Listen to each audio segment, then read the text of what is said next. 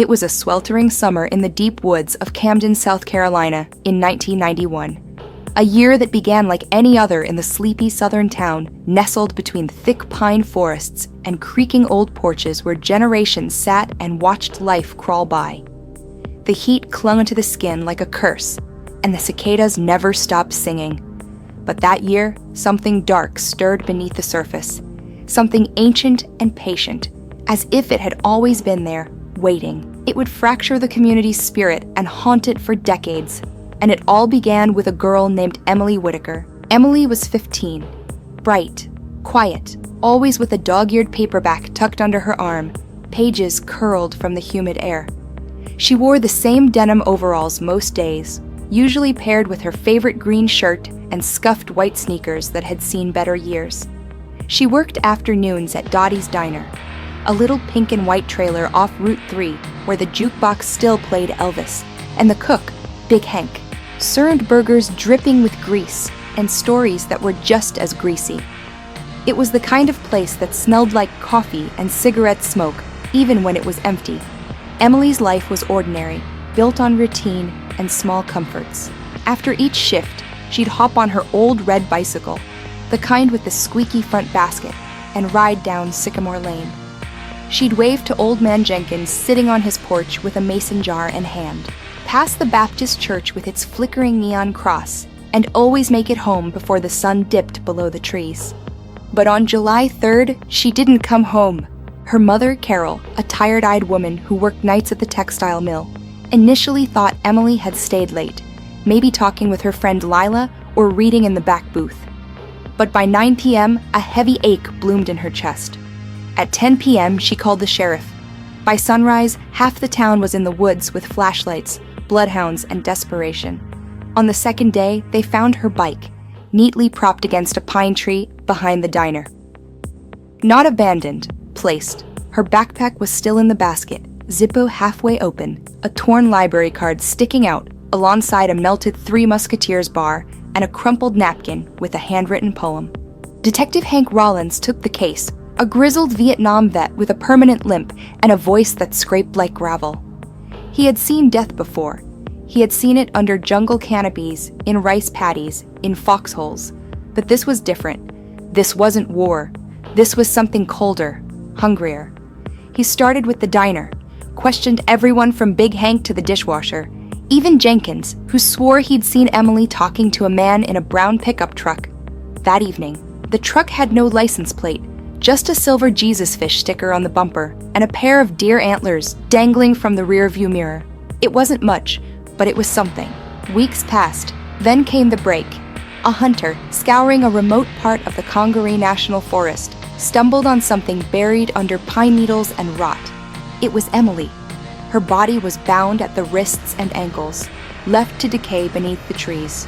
Her face, once soft and hopeful, was frozen mid-scream. The coroner's report said blunt force trauma to the head. No signs of sexual assault, no DNA. Whoever had done this had been careful, too careful. Camden recoiled in horror. This wasn't a place where girls went missing. This was a place where people left keys in ignitions, where neighbors shared casseroles after Sunday service. But the innocence that once defined Camden was bleeding out into the soil. Carol stopped speaking. She stopped eating. Her younger son, Michael, began having night terrors so intense he had to be sedated. The media descended like vultures. Local stations camped on the church lawn. They called it the Camden Horror, and the horror wasn't done. 2 months later, it happened again. Tara Green, 17, blonde, smart, captain of the cheer squad. College applications already in. She vanished after a Friday night house party out near the lake. Last seen stepping out to take a phone call. Her phone was later found shattered beside her locked car. Her body surfaced 6 days later in an abandoned tobacco barn. Just like Emily. Same bindings, same trauma, same hollow expression staring up at the rafters. Rollins pushed the department for federal help. The town resisted. Camden didn't want its dirty laundry aired for the world. But Rollins insisted. This was a pattern. Special Agent Evelyn Cortez arrived with a team of profilers. She was sharp, no nonsense, with eyes that missed nothing and a voice that didn't waver. Together, they constructed a profile. The killer was likely a white male, late 20s to early 40s, local, intelligent, methodical, possibly religious, possibly someone the town trusted. The media spun into a frenzy. Rumors spread like wildfire. Fingers pointed toward churches. One name kept coming up: Father Adrian Merrick of St. Jude Parish. His sermons had grown darker, more apocalyptic.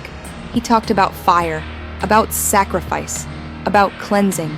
His congregation shrank, but he remained untouchable, respected, or feared. Then Jasmine Coles disappeared. She was 14, a shy girl, loved to play piano. Favorite book was A Wrinkle in Time. She never made it to her lesson that day. Her mother said she left the house at 3:45 p.m. She never came back. The town spiraled. Parents started pulling their kids out of school. Neighborhood watches formed. Some residents began carrying shotguns. And then a sign. A pink hoodie was found folded neatly on a park bench outside St. Jude. In the pocket was a note written in perfect block letters. The lamb was pure. The wolf is among you. The handwriting was too clean, too careful, almost childlike. That night, Rollins got a call. No caller ID. A distorted voice whispered, "The answer is under the altar. The blood never dried." Then the line went dead. By morning, the church was sealed off. Police dogs barked.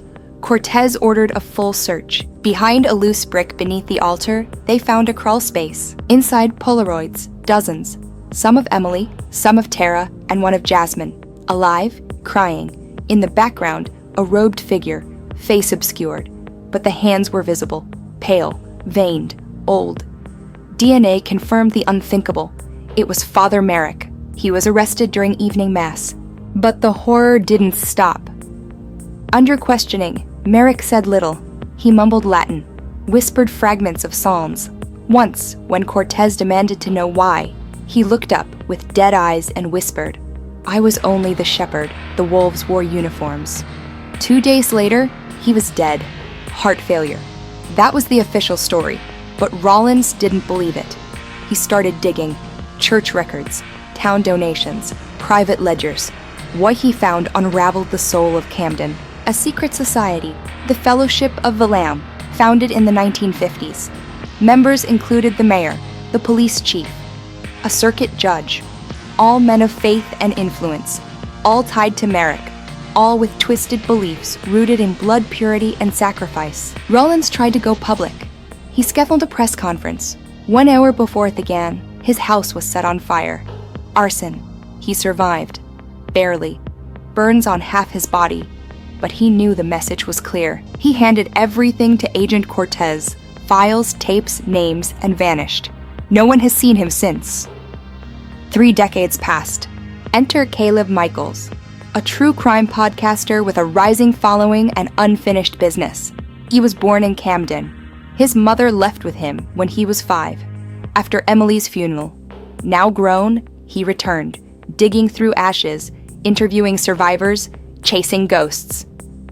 In the ruins of St. Jude, he found a hidden room behind the choir loft. Inside, a dusty recorder, and on the tape, Merrick's final confession. He named them all, every member, every sin, every child. Caleb prepared to release it. Then he got the email. A photo of his niece, walking home from school, captioned simply, "Some shadows never die." Today, Camden moves on, or pretends to. The diner's still open. Kids still ride their bikes.